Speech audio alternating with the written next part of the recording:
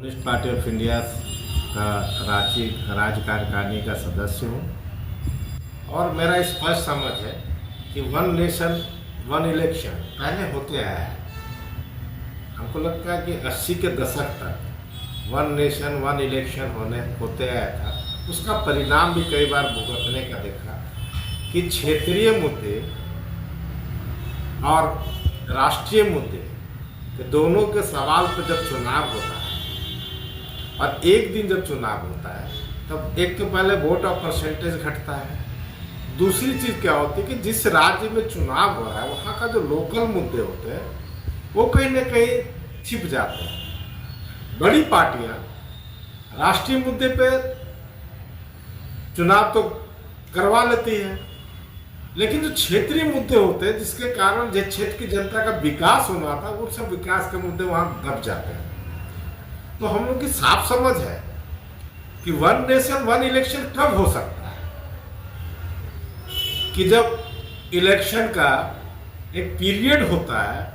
अब आप एक चीज बताइए कि वन नेशन वन इलेक्शन में एक प्रधानमंत्री चुनने की बात आती है तो हम राष्ट्रीय मुद्दे पर बात करते हैं, ग्लोबल मुद्दे पर बात करते हैं, देश के मुद्दे पर बात करते, देश के विकास की बात करते हैं, लेकिन जब हम विधानसभा का चुनाव में आते हैं तो वही हमारे मुद्दे गौण हो जाते हैं। तो जब दोनों एक साथ होंगे तो कई तरह की परेशानियां होती है। एक तो क्या, एक आदमी को 2 वोट देना है, जब 2 वोट देने की बात आती है तो वोटिंग पैटर्न जो है परसेंटेज डाउन होगा। तीसरा के लोकल कई मुद्दे जब दब जाएंगे तो वहां के स्वास्थ्य विकास की हम बात नहीं कर सकते। चुनाव आयोग या संसद में या कैबिनेट से जो इन्होंने पास किया, ये भारत लोकतांत्रिक देश है। यहां पर 17 पार्टियों ने जब आपको कोई निर्णय नहीं बताया तो पहले तो जो रजिस्टर्ड पार्टियां हैं उनसे सरकार को बात करना चाहिए। वो रजिस्टर्ड पार्टियां चुनाव आयोग के अंदर में ही आते हैं और चुनाव आयोग का कोई ऐसा निर्णय नहीं है जो लिखा हुआ है कि आपको क्या बोलते हैं वन नेशन वन चुनाव में जाना। मैं एक चीज कहना चाहता हूं कि ठीक है वन नेशन वन चुनाव हम कराते हैं, अगर हंग असेंबली आती है, किसी को पूर्ण बहुमत नहीं आता है, उस स्थिति में क्या होगा?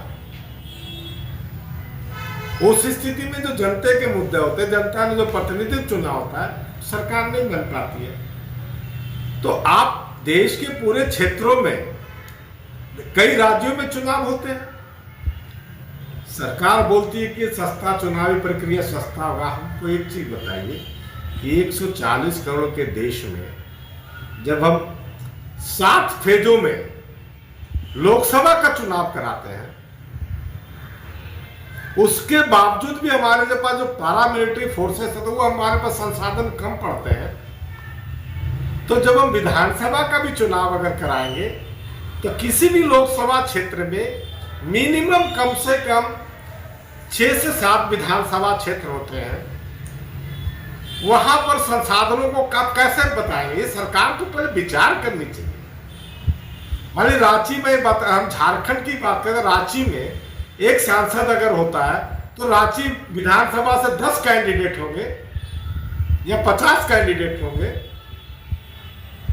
तो एक तो हमारा जो ईवीएम वीवीपैट जो भी कहते हैं वो समुचित ढंग से व्यवस्थित नहीं कर सकते। इसलिए हमारी साफ समझ है कि राजनीतिक दलों को क्षेत्रीय पार्टियों से और जो रजिस्टर्ड पार्टियां हैं उनसे पहले इलेक्शन कमीशन बात करके ये कोशिश करे कि लोकसभा का चुनाव अगर हम एक चरण में करा सकते हैं पूरे देश में, ये प्रयास तो पहले करके देखिए। जब आप एक चरण में लोकसभा का चुनाव नहीं करा सकते तो फिर वन नेशन वन इलेक्शन का मीनिंग क्या रह जाता है? तो कहीं ना कहीं समझ में आता है कि वन नेशन वन इलेक्शन को जो है आप कई मुद्दों से, देश के कई आंतरिक मुद्दों से और जो आंतरिक मुद्दे होते हैं कई राज्यों के, उनको आप निगलेक्ट करने का काम करते हैं, उनको आप दरकिनार करने के लिए ये प्रयास कर रहे हैं और सामाजिक ध्रुवीकरण जो होता है उसको बर्बाद करने की साजिश है। मेरे आपसे 2 सवाल होंगे कि पहला, जैसे हम सब जानते हैं कि संविधान में लोग सांसद चुनते हैं केंद्र के लिए और विधायक चुनते हैं राज्य के लिए। तो वन नेशन वन इलेक्शन होने से क्या इसमें परेशानी नहीं आएगी? दूसरा सवाल मेरा आपसे ये होगा कि अगर मान लीजिए कि कोई राज्य सरकार 1 साल या 2 साल के अंदर वो भंग हो जाती है, उसको फिर कैसे वन नेशन वन इलेक्शन में आगे किया जाएगा? नहीं, यही आपका जो सवाल है बहुत जायज़ सवाल है। मैंने यही बात कहा कि मान लीजिए वन नेशन वन इलेक्शन आप जब कराने की बात करते हैं, अभी पार्लियामेंट में लोकसभा में हम संसद को चुनते हैं, वो प्रधानमंत्री चुनता है। अगर वहां ही पूर्ण बहुमत की सरकार नहीं बनेगी, हंग असेंबली आता है, तो उस स्थिति में क्या होगा? इस पर चुनाव आयोग ने कभी चर्चा किया या कैबिनेट ने चर्चा किया? दूसरी जो बहुत अच्छी सवाल के राज्यों में कई सरकारें गठजोड़ से बनती हैं, तो जब गठजोड़ से बनती है सरकारें, तो अगर वन नेशन वन इलेक्शन होता है तो गठजोड़ कहाँ काम करेगा? अगर मान लीजिए हंग असेंबली है तो चुनाव के लिए 6 महीने की प्रक्रिया होती है कि उसके महीने के अंदर में आपको सदन का गठन करना होता है, तो ये सब प्रक्रिया बाधित होगी और एक लंबी चुनावी प्रक्रिया चलेगी। इसलिए हमें लगता है कि वन नेशन के समय में आप लोकसभा के चुनाव को एक साथ कराइए। अगर आपको लगता है कि पूरे देश में तो एक टेंटेटिव ईयर रखिए जिसमें एक साथ राज्यों का चुनाव करने की बात कीजिए। लेकिन अब 5 साल ही हमारे लोकतंत्र में 5 साल ही अधिकार है। 5 साल ही अगर अधिकार है कि 5 साल से ज्यादा हम सरकारों को नहीं खींच सकते, तो क्या 5 तक हम अपने संविधान में बदलाव लाएंगे? और अगर किसी राज्य का मुख्यमंत्री बीच में अपनी कैबिनेट को भंग करता है और चुनाव का अप्रोच करता है, उस बीच में सरकार क्या करेगी? तो पारदर्शिता तो होनी चाहिए, लोगों के बीच में एक एक चीजों की जो चर्चा होनी चाहिए, उस पर बहस होनी चाहिए और उस पर खुली बहस होनी चाहिए। सभी राजनीतिक दल हो, सामाजिक संगठन हो और लोगों जो है उनसे बातचीत करके इस पर फैसला लेना चाहिए। हमने कहा कि कम्युनिस्ट पार्टी ने साफ कहा कि बहुत अच्छी तरह से चुनाव करना है, प्रोपोर्शनल क्यों नहीं कराते हैं चुनाव? प्रोफेशनल चुनाव करिए कि जिस देश में व्यक्ति ना चुनाव लड़के पार्टियां चुनाव लड़े, व्यक्ति सांसद हो, पार्टियों का प्रतिनिधित्व सांसद हो,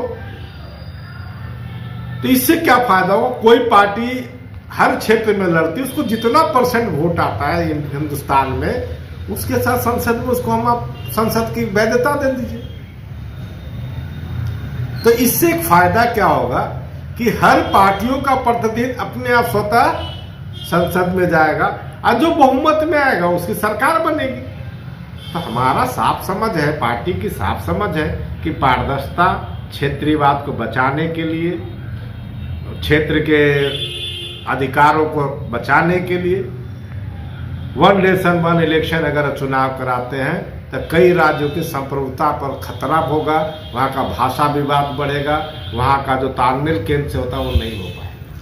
मेरा अंतिम सवाल आपसे ये होगा कि चूंकि ये वन नेशन वन इलेक्शन केंद्र ने रूलिंग पार्टी ने पारित किया है, चूँकि CPI अपोजिशन पार्टी को साथ बिलोंग करती है इंडिया गठबंधन के साथ, तो इंडिया गठबंधन इस बारे में क्या अगला स्टेप लेने का सोच रहा है? देखिए, इंडिया गठबंधन मैंने कहा कि 18 राजनीतिक दलों ने कोई प्रतिक्रिया अभी तक केंद्र सरकार को नहीं दिया, न चुनाव आयोग को दिया है और न ही हमारे राष्ट्रपति रामनाथ कोविंद जी जो इसके चेयरमैन थे उनको कोई प्रक्रिया नहीं दी गई। उन्होंने कहा इस पर अभी हमें गहराई से सोचने की जरूरत है। तो क्या जल्दबाजी है?